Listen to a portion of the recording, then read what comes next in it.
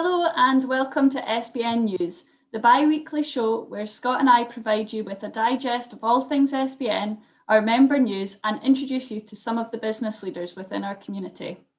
We've got a great week of SBN activity coming up next week, which we are keen to share with you all. On Tuesday the 16th, we kick off the day at 12 noon with a masterclass with our SBN ambassador and CEO of 1,000 Steps, Fraser Morrison, who will be joining us live from Singapore to deliver a session on how you can utilise LinkedIn to sell internationally. We then regroup with networking from 4:30 p.m. before Fraser Allen interviews former warfare officer with the Royal Navy, Louise Worrell, at 5 p.m. We then head into our monthly showcase, which is sporting a slightly different format this month, with SBN member Ruby Sweeney hosting an evening discussion around diversity, inclusion, and cultural awareness when going global. Later in the week, on Thursday the 18th, we will also be hosting our London conference aimed at business, charity, education, and cultural organisations who are looking to better understand how to position themselves and win in London. You'll hear from speakers with first-hand experience of doing business in London who will be sharing their journeys, insights, and the support available to help you succeed.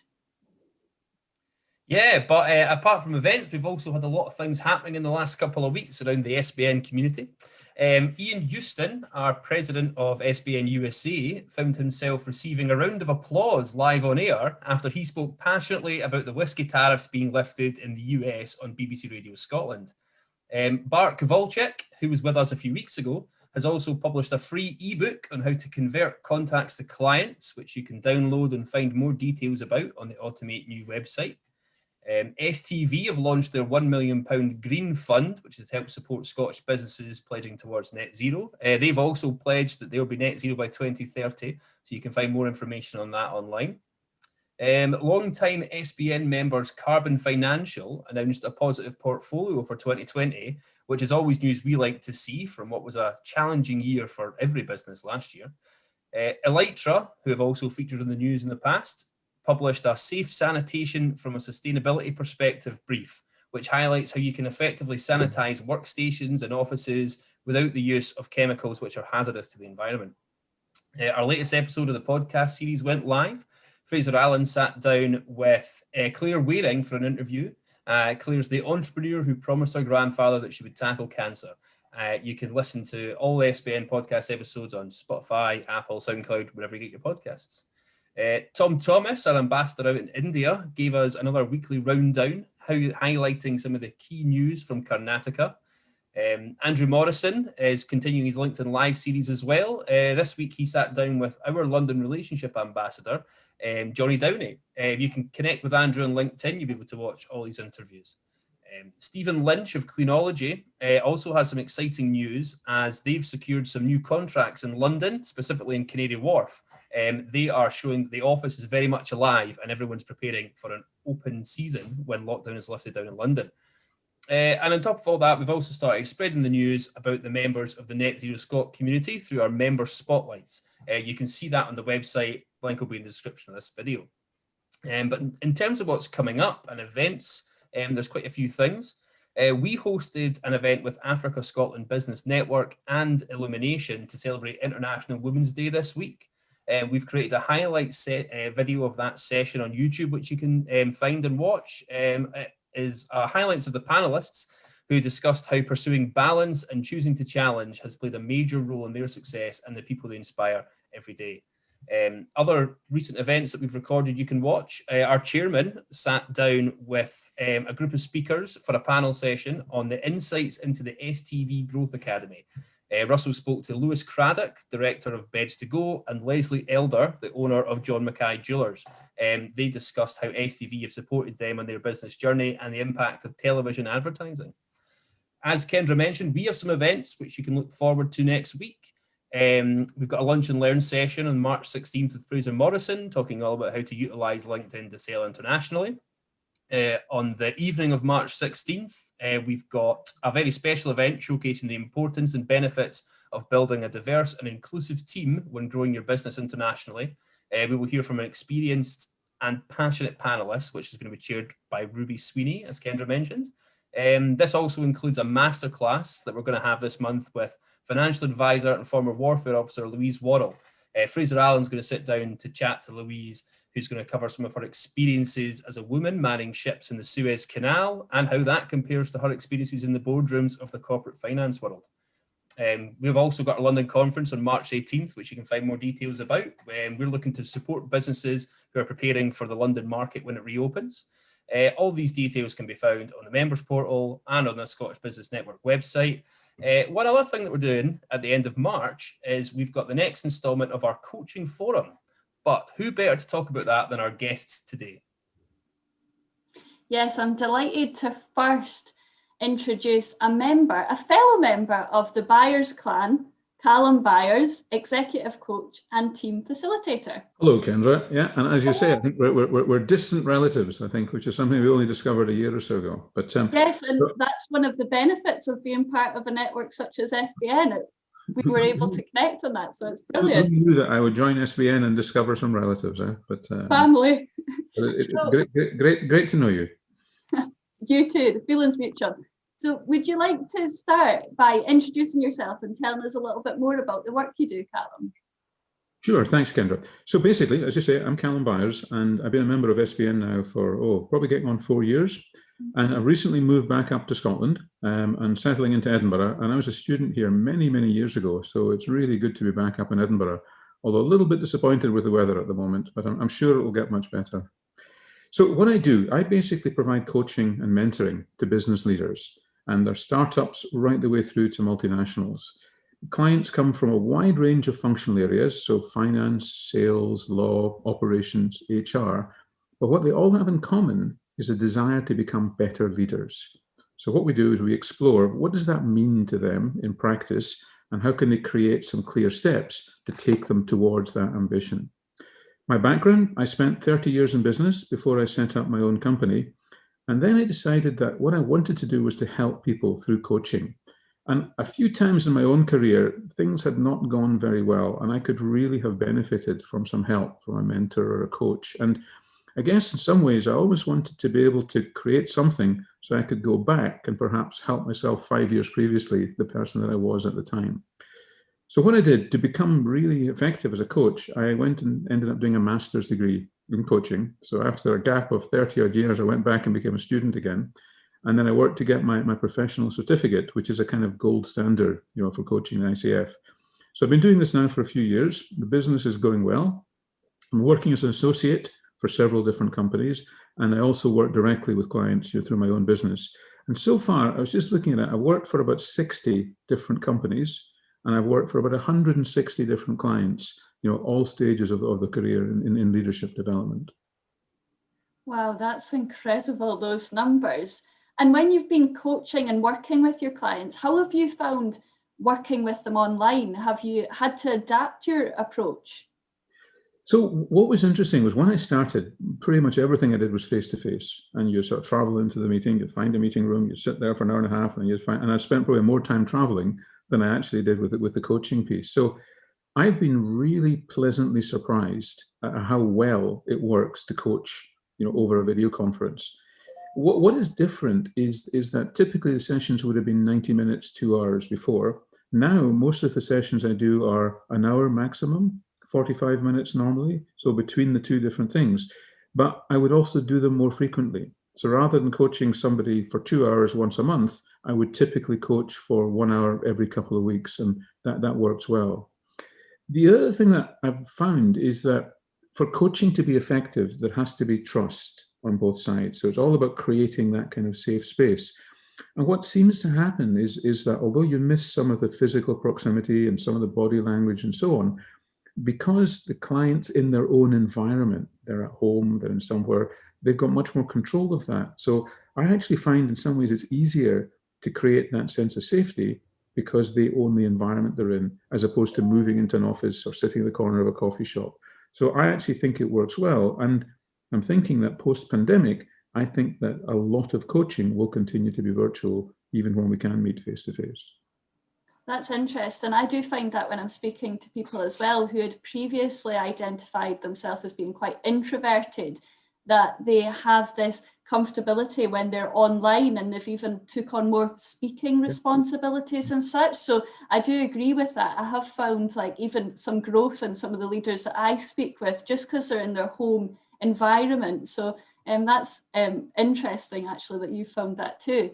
So Calum, you've worked internationally with both large multinational companies such as Babcock, Starbucks, Spotify and Vodafone, and clients across different countries. I wanted to ask you, what difference do you see between the clients, and how would this affect our members who are looking to enter different countries? So I'm really interested in the idea of culture. What does culture mean? And the kind of assumptions we make about how we communicate with each other, and really what is acceptable behavior, and what assumptions about what you already know and how we talk and so on. And I think many of the challenges that leaders have with their teams and with each other often have a cultural dimension. And this can often be seen in terms of the company culture, because that can vary a lot between organizations, but also in the national cultures. So, for example, the way that somebody in Holland provides feedback tends to be pretty direct, whereas in the US, quite often it's a lot more indirect and a lot more subtle way that it would happen. The way that decisions are made in the UK are different to the way decisions are made in Japan, perhaps. So I think understanding some of that and understanding the background, you can have a huge influence on the effectiveness of communication and trying to avoid misunderstandings.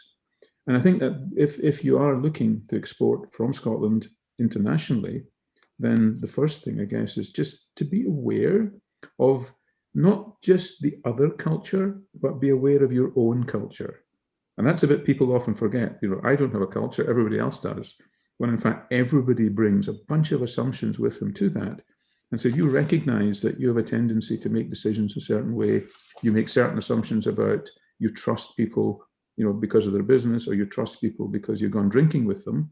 Again, these are all assumptions. So it's understanding your own assumptions and seeing how that maps onto the culture that you're interacting with. Yeah, it's a great point there, even mentioning that, like, we always advocate for the continuing sort of intelligence gathering when you're entering a new market, but also to consider, as you said, how your nation is perceived in that potential market. And obviously we did a bit of research around that as SBN, given the perceptions of Scotland.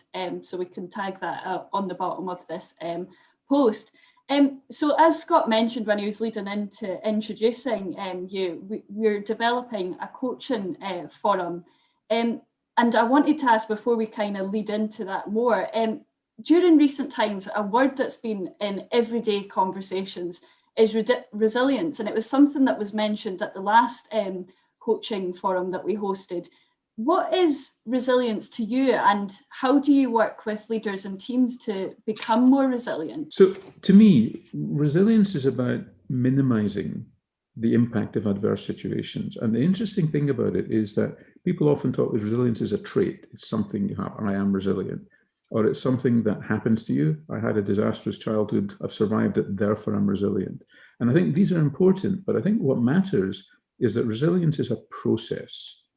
And if you think of it as a process, then it can be learned. So you can become more resilient as part of that. And I think that as a process, there's three parts to it. One part is appraisal. What's the nature of the adversity that I'm facing? The second part of that is coping. What is it I can do about it? And then the third part is adapting. How do I adapt such that if it happens to me again, I can handle it more effectively? And I think the really interesting thing is, if we're having workshops or we're having coaching sessions, what we do is we discuss the strategies in each of these three areas. How do you appraise? How do you adapt? How do you cope? And how do you adapt? But the other thing to think about in another three dimensions is that there's a cognitive element. So how do I think about the problem? There's an emotional element. How do I feel about this? And am I anxious? Am I worried? What's the nature of the emotion that I'm expressing? But there's a huge physiological element to it as well, in terms of, am I getting exercise? Am I getting sleep? Because our bodies process stress a certain way. That has a big impact on the resilience. So in a workshop or in a coaching session, what we do is explore how individuals can develop strategies in each of these three areas using each of these three different parts of themselves. That's very interesting, especially in a time just now when people are trying to improve their ability to react and adapt and turn that into something that can give them that forward momentum to continue to achieve their goals. So that's absolutely amazing. So thank you, Calum, for joining us just now. I'm sure we'll have you back later in the show to discuss something along with our next guest. So thank you for now, Calum. Speak to you soon. Good. Thank you, Kendra. Yeah, thanks very much for that, Calum. I'd like to welcome our next guest, Annabelle Beckwith. Hi there, Annabelle. Hello, hello. How are you? I'm good, thank you. A little bit cold, but yeah, that's the standard these days. So thanks for joining us. I wondered if you could just introduce yourself before we start. Absolutely. My name's Annabelle Beckwith, and I've been, well, first of all, I live in Troon, where it is a little bit cloudy today. As you can probably tell from my accent, I'm not native to these parts. I actually grew up in the southwest of England. But I've lived here for nearly 25 years now, so it's very, very much my home. And I have been a trainer and a coach for the best part of 20 years now, working internationally with a wide variety of organisations, some of which have been global corporates, and that work's taken me all over the world, basically, but also with business owners who are scaling up and with new start businesses. There's been a terrific variety, really. And over that time, just working with different businesses, different leaders, different sectors, et cetera, various principles and patterns have emerged. Obviously, each company and each leader is unique in their own way, and yet there are underlying factors which I might see here in Scotland and go, oh, that's interesting, and then see it in London, and then see it in the States, and then see it in the Middle East, and then Asia, and then and those principles and patterns, and working with those with my clients, whether it's coaching or training, is very much part of what I do now.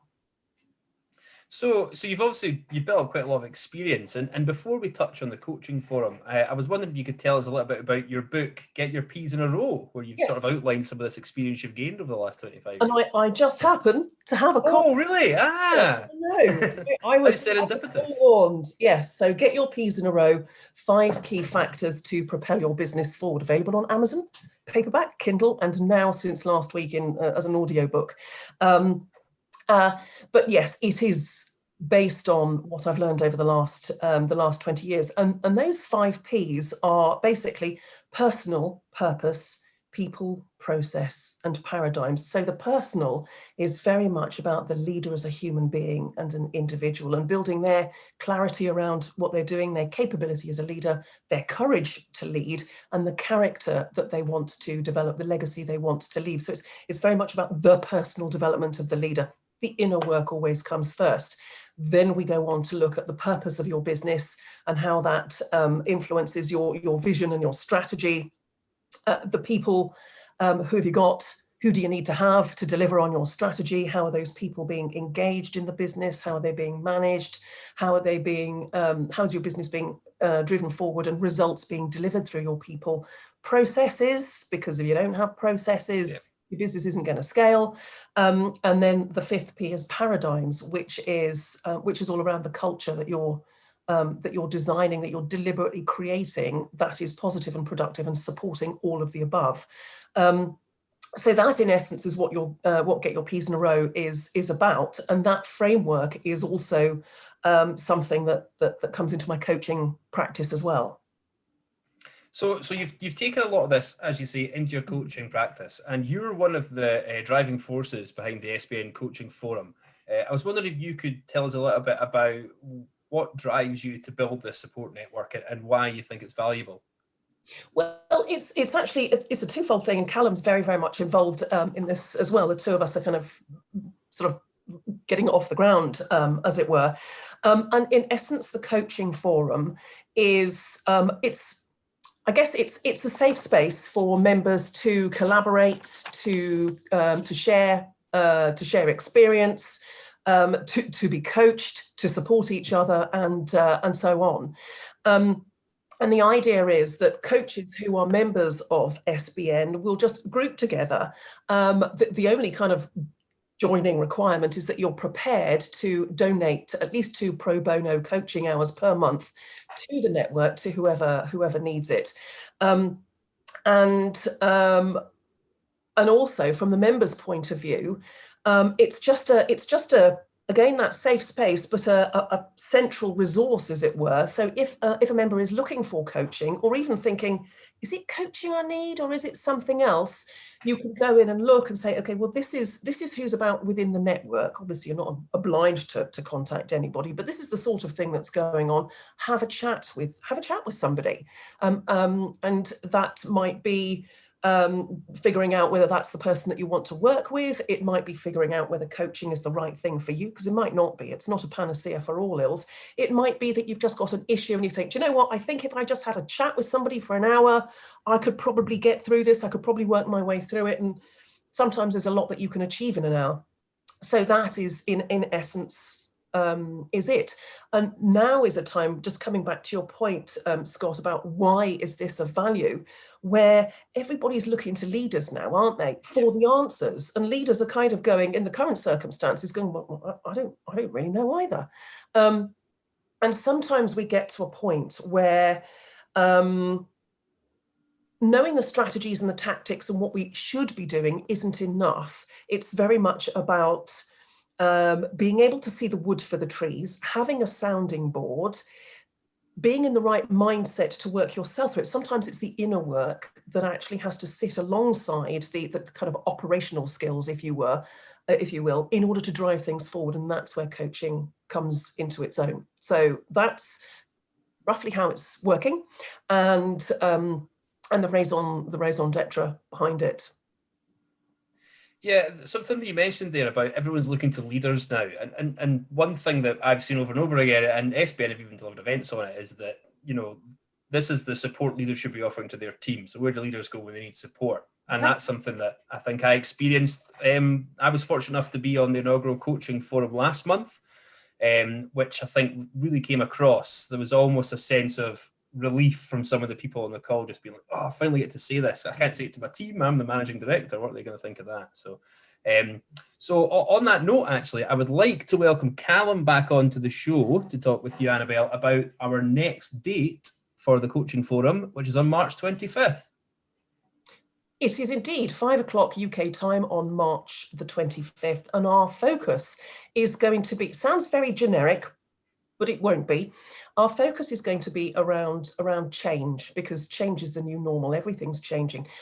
In the last forum, a lot of people were talking about changes to customer requirements, changes to how their team's working, changes to their own personal circumstances, and so on. So that's what we're going to be looking at, and specifically looking at how do you work through change. Calum talked about it's not just knowing it's not just stuff that you know, it's how you feel about it, it's the emotions that you have, it's the mindset, and so on. So we're going to look at some of those types of factors, and we're also going to be showing members, or anybody who's within that session, a group coaching methodology that works really well. And that's going to be one that we're going to use in the session itself, but it's also one that you can use with your peers if you want to get involved in peer-to-peer coaching that really gets somewhere with your teams, and so on. So there'll be a useful methodology that we're sharing with you as well.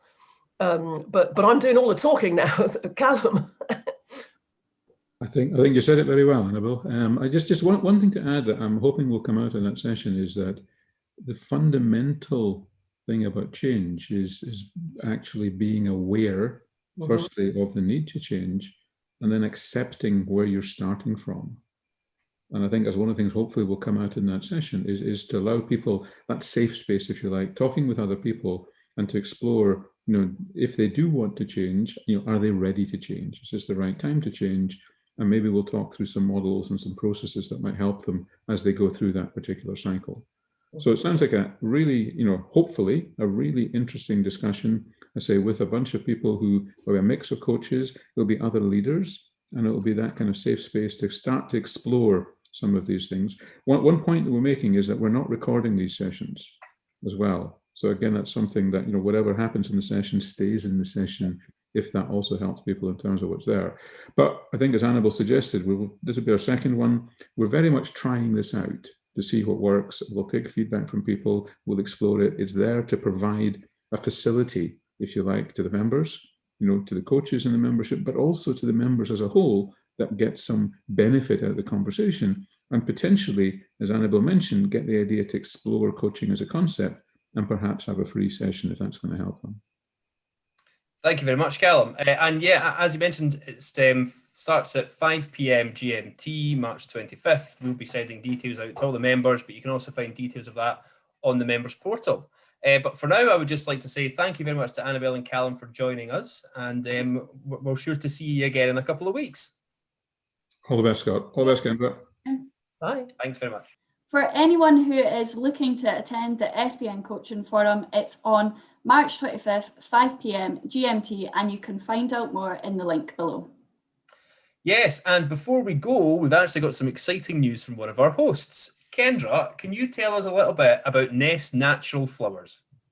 Yes, I'd be delighted to. I'm very excited to be appointed as a board member for the social enterprise Nest Natural Flowers, which is based in Inverness.